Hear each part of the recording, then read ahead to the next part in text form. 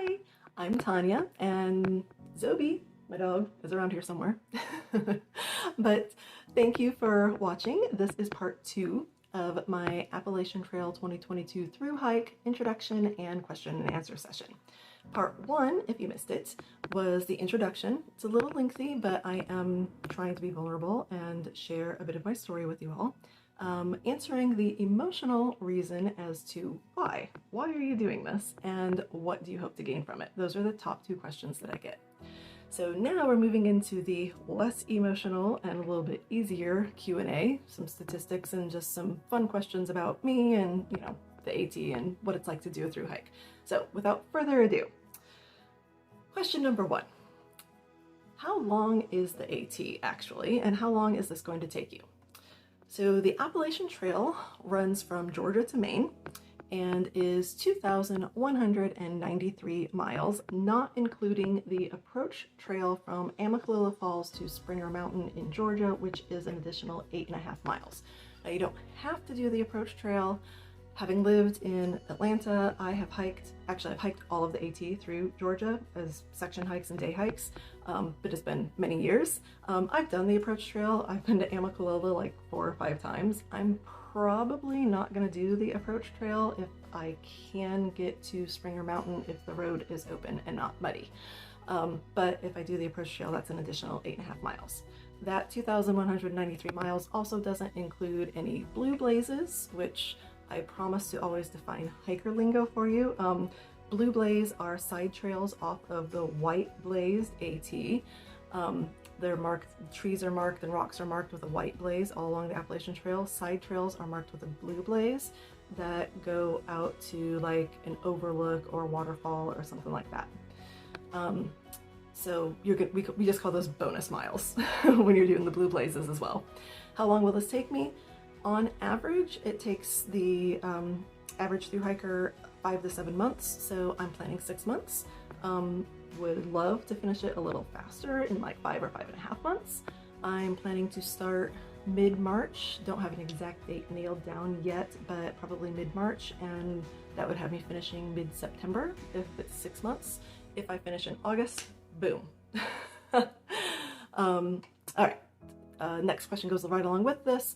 What route are you taking? I know when someone put this in my social media, someone laughed at it, like, duh, she's taking the Appalachian Trail. Well, I believe what she was asking was, am I going northbound or southbound or doing a flip-flop? In hiker terms, that is no-bow, northbound, starting in Georgia, going straight through to Maine, or southbound, starting in Maine and going straight through to Georgia, or doing a flip-flop, which is becoming increasingly popular. And that's starting somewhere in the middle. Harper's Ferry is a very popular location to start. Start in the middle and you do a through hike in one direction, and then you flip-flop, start at the other terminus and end back in Harper's Ferry. Or you could like start in Harper's Ferry and hike back to the other end. So that way you can actually usually get like the best weather conditions, or it may just be something that works out best for your schedule, that you can do 2 or 3 months, need to take a break for personal reasons or scheduling conflicts, and then come back and finish it doing the other end of the flip-flop. Still counts as a through hike. If you do the entire trail, all 2,193 miles in a calendar year, or just in a 12-month time frame, then it's considered a through hike, a successful through hike of the Appalachian Trail. So I am going no-bow, northbound, starting in Georgia and ending in Maine. Okay. The next most popular question, and honestly, I think almost everyone has asked me this question, and I hate answering it here, but we're going to. You're bringing your gun with you, right? People are not going to like this answer. Probably not. Yes, I own a gun. Why wouldn't I take it on something like this? Well, let me give you some statistics. Since 1974, when they began recording this, there have been a grand total of 13 murders on the Appalachian Trail. That comes out to an average of 1 murder every 3.75 years. So basically, being a realtor, if you were asking me, which I get asked all the time, about crime rates in an area that you're looking to move to, and I tell you, there's a murder recorded every 1 in 4 years in this area. 1 murder every 1 in 4 years. But oh my goodness, it's super dangerous to live here, and you better be packing all the time because danger abounds. Like, that's basically what you're telling me about the AT. Statistically, the chances of something happening are extraordinarily low. Thousands of people hike the AT every year. Another statistic, approximately 3,000 people attempt a thru hike on the AT each year, and about 20 to 25% actually complete it. Yes, there's a chance of something happening. Yes, there's a chance of a, mentally challenged person living on the trail. This happened a couple of years ago and took someone's life and injured another. Again, the statistics are extremely low. More of a reason than that is the logistics. The AT passes through 14 states. I would literally have to have a concealed weapon permit for all 14 states that I'd be passing through. And then I run into complications because it also passes through national parks and national forests and a zoo in New York. I already have problems with Zoby and having to get around all of that. So it's honestly a logistical nightmare. And it's just really not necessary. And the vast majority of people on the AT would kind of look at you like you're crazy if you were packing, just being honest. Not saying that there aren't people who do.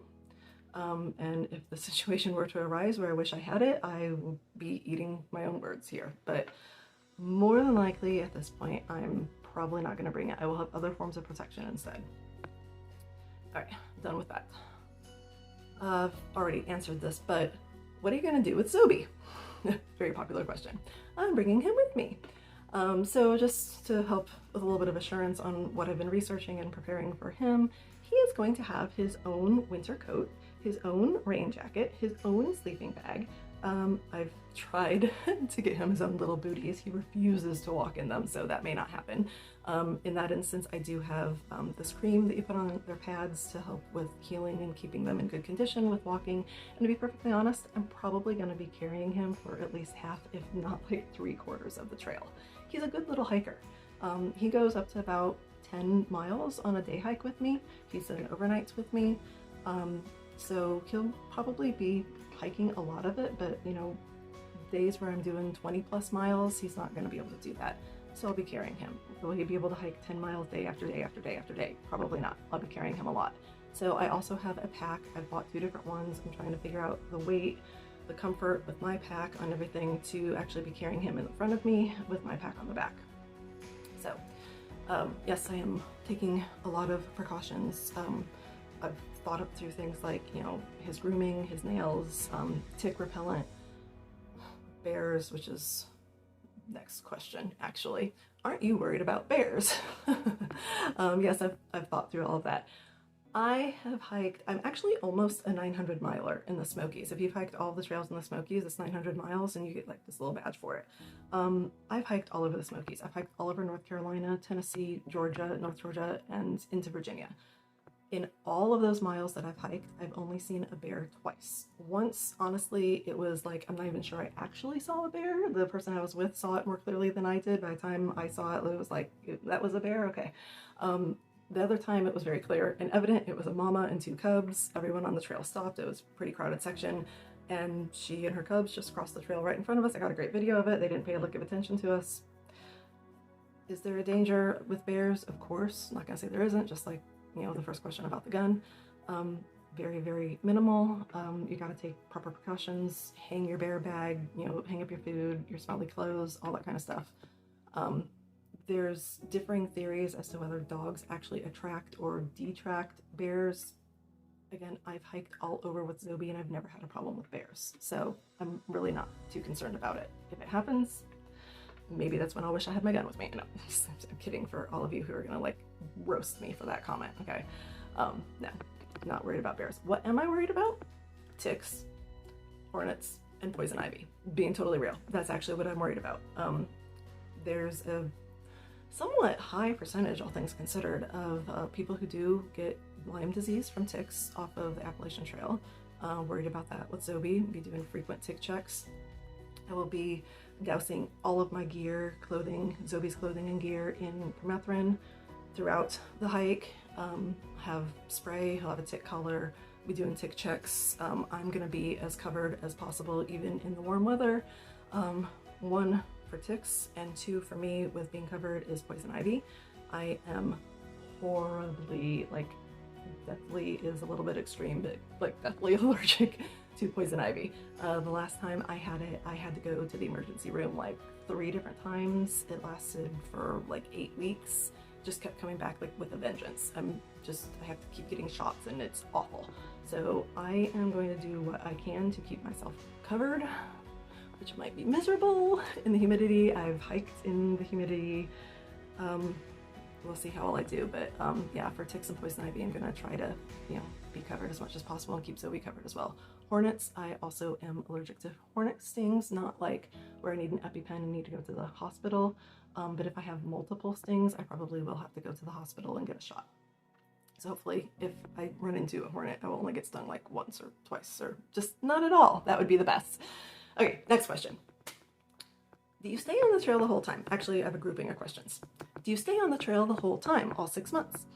Do you plan to stay at hostels along the way? You don't bring 6 months of food with you, do you? Will you be able to take a shower? And how do you shave for 6 months? Okay, putting all of that together because they all kind of have one answer. The Appalachian Trail is honestly never really too far away from a town or a resupply source. So honestly, on average, people are only carrying about 4 days supply of food with them. Water you resupply on the trail by filtering it. And so you go into town, you resupply, you can send yourself resupply boxes to mailboxes or hostels along the way, which I will be doing for things like medicine, exchanging gear for winter and summer and things like that, but I'm not resupplying my food like every step of the way. I'm just gonna buy whatever I can buy in town. And Zoby's food as well. So yeah, probably about every 4 to 5 days, I'll be going into town for a resupply. And then also, here's another hiker phrase, taking a 0. That means it's a day where you hike 0 miles. It's a day of rest, and you need it. Your body needs to rest. You cannot hike for 6 months straight. So go into town, resupply. No, you don't necessarily take a 0 every 4 to 5 days, but you know, some people do. But you can take a 0, you can take a double 0. Enjoy the town. Some people take time off to go into New York City or Boston, or you know, go whitewater rafting or tubing, or you know, 4th of July comes around and you want to take a day to enjoy it. You know, things like that. So, you know, no, I'm not on the trail for 6 months straight, and no, I am not taking 6 months of food with me. And oh, I'll be able to take showers because yes, I will be staying at hostels, probably even staying at a hotel here or there, and because I gotta find dog-friendly places. And I will be shaving when I take those showers. Okay, next question. How easy is it to get a shuttle from parking lots in towns back to the trailheads? Actually, surprisingly easy. There are apps. The app that everyone uses is Gut Hooks, which has been renamed, I think, Far Out. I have it downloaded. And there's comments, and in the comments, as you're going along the trail, there's like all these spots all along the trail that, you know, you click on these different things on the app, and in the comment section, there's a lot of people who will share shuttle information. And so you can call these various AT shuttle drivers who will come pick you up at a road intersection with the trail, take you into town, take you to your hotel, take you to your hostel. Hostels run shuttle services themselves, or there's always good old hitchhiking, which yes, is probably going to happen. More than likely I will do that when I'm with at least one other person. Otherwise I'll be doing what I can to find a shuttle, or actually the AT literally goes through a lot of towns. Like you don't even have to take a shuttle, you're walking through a town. So there's that. Oh, also along the lines of the app, we have service pretty much through the hike. There's going to be days here or there where there isn't self-service, but for the most part, there's actually pretty good service all along the trail. So you can hop online, get into these AT groups and forums, and there's people who are in those forums who are shuttle drivers, or we call them also trail angels, and they'll post their information. Hey, when you're in this area, give me a call. I'll be happy to come pick you up, take you to your hostel. Some will even offer for you to stay the night at their own house, get a nice cozy bed and shower, and they make you food, and it's awesome. We call them trail angels, and that's trail magic when they do stuff like that for us. Okay, are you going ultralight or standard? Okay, a little bit more hiker terminology without getting too detailed. Ultralight is exactly what it sounds like. Keeping all of your gear as ultralight as possible. There are people out there who go a little kind of crazy with this and like shedding every single little ounce, and the purpose of that is really to be faster. So these are like the trail runners who are trying to break records and do the trail, you know, as fast as they can. And then there's also people who just are really into the whole ultralight thing and want to have the lightest pack that they possibly can, and like, I don't know, they're gonna get some special recognition for having a, you know, 3 ounces lighter pack than the guy beside him, whatever. I am going more standard. The mere fact that I'm bringing Zoby and I'm going to be carrying him and his gear, his food, is putting me out of the ultralight category to begin with. But because I'm bringing Zoby and I'm trying to figure out what his weight plus his gear and pack weight are, subtracting that from my base weight is going to put me into looking at ultralight gear. And I've already started looking at that. So yes, some of my gear is going to be considered ultralight, but will I be considered ultralight? No, I will be standard. I will be trying to hit that like 30, 35 pounds, including Zoby and fully loaded with food and water for like a 4-day supply. That's the max I want to go. But I know that I'm gonna be really struggling to go below 30 when I'm carrying Zoby as well. But I'm trying to account for that. So we'll see. This answers the next question. Do you have your gear dialed in? No, working on that. Will you hike solo the whole time or try to find a tramily? More terminology, tramily. That is your trail family. Everyone has this vision of through hiking the AT that I'm gonna be completely alone in the wilderness for 6 months, which is so not the truth. Like 50 people a day are starting in Georgia throughout the month of May and into April. Like mid-March to mid-April is the bubble, they call it. And that's when the majority of northbound through hikers are starting in Georgia.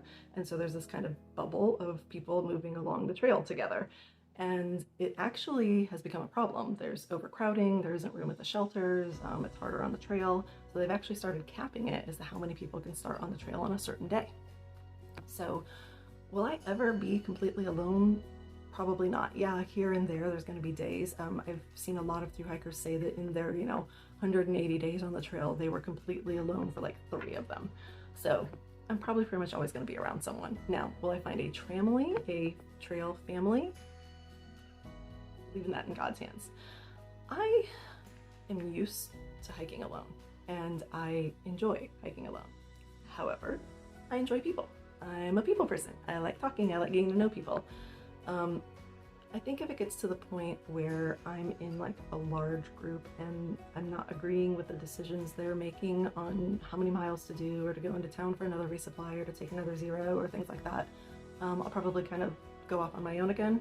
But if I find a group or even just one other person that I'm clicking with really well and we're kind of going at the same pace and kind of have the same theory on, how we like to hike, then I think that would be awesome and would be a great blessing from God to share this experience with at least one other person who kind of hikes their own hike the way I hike my own hike. But yeah, I don't know. Tramily, question mark. Are you planning on staying vegan with your diet?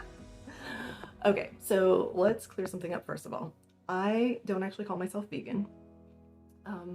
For those who don't know, a couple of years ago, around the time I turned 40, I was just gaining weight like crazy. I was very inflamed, not sleeping well, just having all kinds of problems. Couldn't figure out what was going on. Long story short, went to a holistic doctor, did a whole bunch of tests.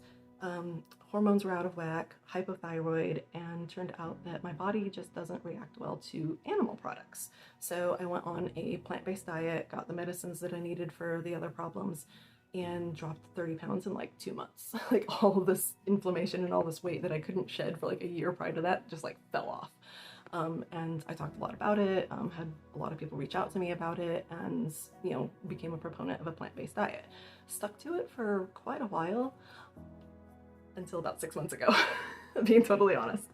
I've basically been eating whatever I want and haven't been very active, especially these last couple of months after the RV broke down, and I've put that weight back on. Not all of it, but a lot of it. So I'm kind of fluffy at the moment. So that's one of my goals, and one of the ways I'm working to prepare for the AT is getting back onto a plant-based diet, at least here while I'm home, and trying to shed some weight. Will I stay plant-based on the trail? I'm gonna say I'll probably be about 50-50. I will as much as possible. The one thing that really affects me is dairy, so probably will be staying away from dairy as much as possible. But it's just really hard to find trail food or going into town, and if a trail angel is like flipping burgers or has pizza waiting for me, like, sorry, I'm gonna be indulging. Hiker hunger is a real thing. So I'll be as plant-based as possible when I have control over it, but I'm not going to beat myself up for eating some meats or some dairy here or there. So along that line, I put the next question: are you doing the half-gallon challenge? Okay, half-gallon challenge, for those who don't know what that is. Halfway along the trail, there is this restaurant in a town, I think it's in Pennsylvania, where there's a challenge to eat a half-gallon of ice cream to celebrate getting halfway on the trail. Well, I think you get anything but like a little spoon, like a little wooden spoon that says like half-gallon challenge on it or something like that. Because of the way I know my body reacts to dairy, I will not be doing the half-gallon challenge. Will I indulge in some ice cream? Yes, but no, I will not do the half-gallon challenge. Sorry. I'll tell you what though, I could totally do it. I know I could, but I'm not going to. Okay, this was a good question. Since you've already hiked portions of the AT, can't you just skip those and do the rest? I think I mentioned earlier, I've actually done all of Georgia. I've done a lot of Tennessee and North Carolina and some sections in Virginia, but I've never been north of there. My answer to that is no. Technically, yes, as a section hiker, but a through hike is really starting at point A and ending at point B, flip-flopping or however you need to do it, within a calendar year. And I haven't done that within a calendar year. I mean, I think I hiked all of Georgia back in like 2015. So, and Tennessee even earlier, or later North Carolina this last spring and summer. Yeah, so no, it doesn't count. I can't skip those and do the rest. I'm gonna do the whole thing. All right, almost done. How are you preparing for this? Physically and mentally. All right, so mentioned I had gained some lovely weight here. Working on losing that. Workouts, doing a lot of leg strengthening. I'm in Florida right now, which kind of sucks. I've been in like Colorado and Montana for the last several months where I could like go out and do some serious hiking to get back in shape, but being in Florida, I'm gonna have to, do what I did before when I was living in Florida and then went north and went hiking. A lot of step ups, a lot of lunges, squats, running, things like that. Mental prep. I can honestly say that RV life has helped with what I think a lot of people struggle with, the mental struggles on the trail, being away from friends and family, feeling isolated and lonely, being disconnected from your normal life in the real world, your job, your coworkers, your church, your small group, your friends, your workout buddies, like all of that's suddenly gone. Well, I experienced that in July and August when I chose to go do RV life and left my normal life behind me. So for that part of it, I'm pretty well acclimated. Still know I'm probably gonna struggle with the moments of loneliness and isolation. That's when I hope that I do have that at least one other person or tramily. But even so, like I said, I probably won't be completely alone, so I'll have people I can go talk to and hang out with. Definitely doing a lot of prayer, working on getting myself spiritually grounded, continued healing from what I talked about in my last video with my story. Reading, writing, journaling, art, doing things that help me, get closer to God and get spiritually grounded and heal. As far as the AT goes, been watching a lot of YouTube videos. Thank you again to everyone who has posted a gazillion YouTube videos, because I have watched all of them, I swear. I'm going to be doing some gear shakedowns. Shakedown hikes are when you go and take your gear and test it, make sure you're comfortable with using it and that you like it. If not, go find something else, take it out again. Wait, shaking it down and trying to figure out, is there something that's lighter that I can use? Do I really need to bring this? Can I leave it at home? Things like that. One last thing I want to hit on that with preparation is something that normally people have to do is talk about like the logistics of their finances and their job and stuff. I don't really have to do that right now. I do have some real estate transactions that are currently in process that I'm praying will be closed and completely done by the 1st of March. Anything after that I'm referring. And then I sold my home. I'm still doing some real estate. I've got money in the bank. So other people, and I love that they've done this, and this is probably what I would have had to do if my life hadn't worked out the way that it did. They've been saving for years to do this.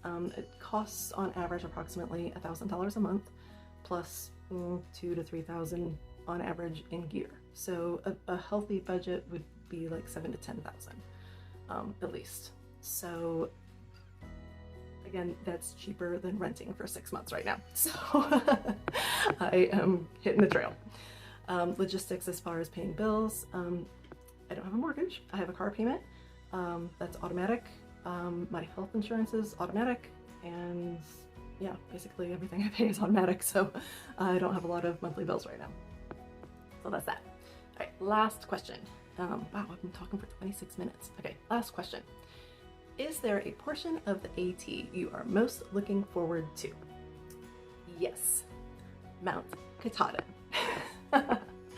Not just because it is the end and that amazing moment of completion. Hopefully I will be completing it, Katahdin, but also because I am really looking forward to the northern section of the trail. I've done a lot of the southern section, and I can't wait to get to New Hampshire and southern Maine, where a lot of people say is the toughest terrain, and it's very different looking terrain than everything that you've walked through at that point. The green tunnel of what they call the AT is, you're under the canopy of trees for a lot of it, and then you get to that and you're above tree line and you're going up and down mountains. So I'm looking forward to getting to the Whites and the Presidentials and southern Maine. Then I know the 100-mile wilderness seems to be pretty flat. And then you're at Katahdin, and Katahdin looks like a really fun climb, and obviously you're at the end. So that's what I'm looking forward to. All right, I'm gonna stop talking now, and I hope that you have found this informative and helpful, and that you will be following me on my journey. Hit subscribe and like and all that jazz, which I kind of feel weird saying, but thanks. Bye.